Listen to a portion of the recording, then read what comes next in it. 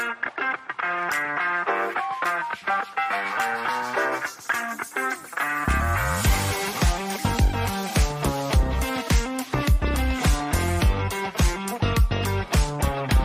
morning. Good morning.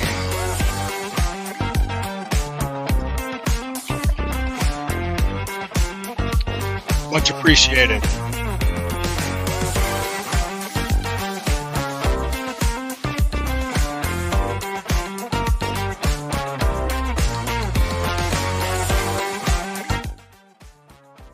Good morning. Good morning. Thank you for joining us or me this morning. I am Lou Marconi at L Marconi 251 on Instagram. You can follow me on Twitter at L Marconi 1973. I am here with the Fanatical Elves Network, and my show is the Burning River Browns Talk Show. Thank you so much for joining me. This is technically the first episode. I did do a debut. I did do an announcement on Friday, but I wanted to let you know, give you a chance to understand. Every morning, Monday through Friday at 8:30 a.m., I will be joining you all live. So today's episode that I'm going to work on, and I'm also going to drop an article for fansfirst.com discussing this and have this episode attached to that article. What we're in now as NFL fans is called silly season, and it's there for a reason. Simple enough. It's the time we live in. It is absolutely positively the time we live in. It is clickbait more than ever. And there's hot takes, and there's all these people that want to get their stuff out there, which I appreciate. Man, content creators are great. That's awesome. It's fantastic to have that. Content creators are obviously something. It's relatively new to Mm, to the internet, meaning new being within the last 10 to 15 years, as opposed to watching ESPN for information or getting your newspaper or watching your local sports broadcaster do the sports at the end of the local news. We live in a 24/7 cycle now. We live in a constant update and get click cycle with your Twitter and your social media, which is good. It's a great way to get updates. It's a great way to just keep up with your team, and it's greatly appreciated for everybody to understand things. But what comes with that, with this information that's just out there, and it's just overflowing, and it's just coming at you over and over again, a lot of it's just inaccurate. A lot of it's just nothing truthful to it at all whatsoever. So, a couple things that I saw recently while I was preparing and developing this show with the Fanatical Elves Network, and I still do still do the show for CLE Sports Talk, and I still do the Sunday Stew Pot Wrestling Talk on Rumble for CLE Sports Talk. I wanted to say, like, the rumor of Nick Chubb being cut, which is which is completely inaccurate. It's not going to happen.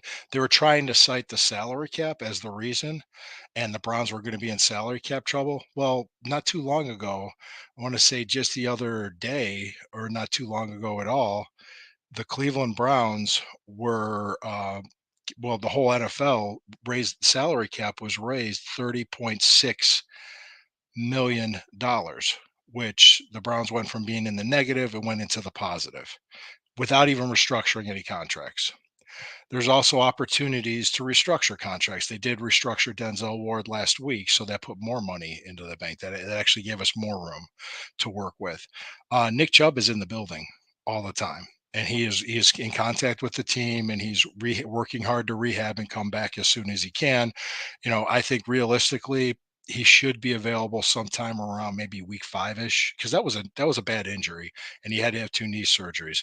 Fortunately, if that injury was going to happen, it happened at week 2 versus happening on week 18. So we wish him a quick recovery. We want to see him on the field again. We want to see him being productive. He did have an knee injury like this when he was a lot younger at the University of Georgia, and he obviously completely recovered and went back to his old form.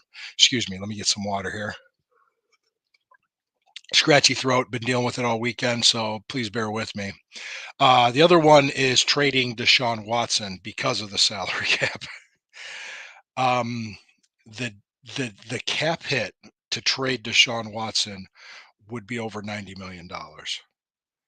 And Mike Tannenbaum, not too long ago, reached out and said something along the lines of he had a trade proposal idea of having the Cleveland Browns trade Deshaun Watson to the New York Giants for Daniel Jones. And no, it's not going to happen. It's not feasible. It's not going to. First off, Daniel Jones is not at the level of Deshaun Watson. Second, um, the cap hit is just astronomical. It's not going to happen. So it's just complete garbage. And the thing is, the thing that got me about that with ESPN was this is Mike Tannenbaum. This is ESPN. This isn't some guy doing a podcast somewhere that's just trying to get his name out there with a crazy hot take. No, it's no. Deshaun Watson's not going anywhere for the next 3 years. We're pretty much married to him at this point. So the best thing the Cleveland Browns can do is get him back, get him healthy, get him playing as best as he can, get him winning games with all the weapons that they possibly can around him. And don't forget, in 2023, Deshaun Watson was 4-1 with a plus 60 over plus 60 points point differential in games that he played. The only bad game he had was in Pittsburgh.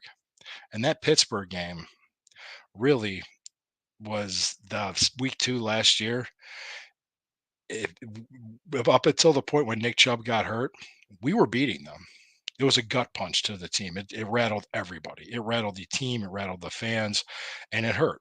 That loss hurt. It felt like a gut punch, but it happened, and we had to move on, and we had to keep playing.